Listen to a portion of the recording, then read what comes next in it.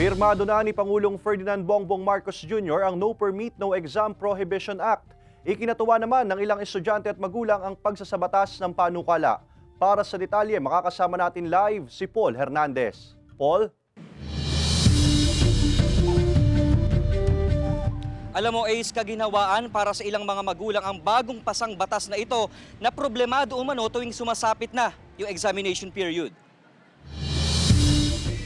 Ang agam-agam ng mga estudyante na hindi makapag-exam dahil walang permit o bayad sa eskwelahan, mawawakasan na ngayon. Yan ay matapos pirmahan ni Pangulong Ferdinand Bongbong Marcos Jr. ang Republic Act No. 11984 o ang No Permit, No Exam Prohibition Act. Napayagan na ang mga disadvantaged students sa buong bansa sa pampubliko o pribadong paaralan man na makapag-exam kahit pa may mga hindi nabayarang tuition o school fee sa panahon ng periodical o final exams. Hindi man daw hinahanapan ng permit sina Christine at Christian sa kanilang eskwelahan, pero tingin nila'y dapat ngang alisin ng polisiyang ito.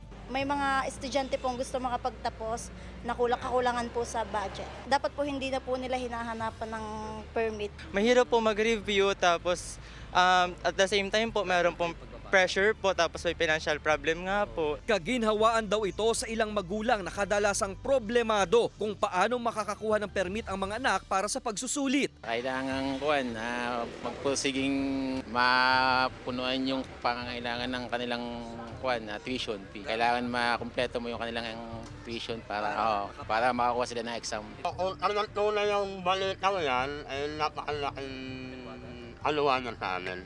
Hindi na Sakop ng batas ang mga nasa K-12 institutions, higher education, maging ang technical vocational na nag-aalok ng kursong higit sa 1 taon.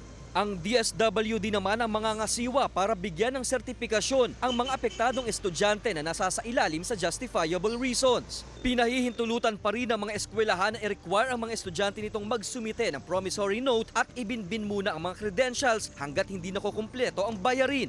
Epektibo ang batas 15 araw matapos itong maipublish official gazette at sa mga pahayagan. Ace, ayon pa rito, admin sanctions ang maaaring ipataw ng DepEd, CHED at TESDA sa mga learning institutions na hindi susunod sa batas. Ace.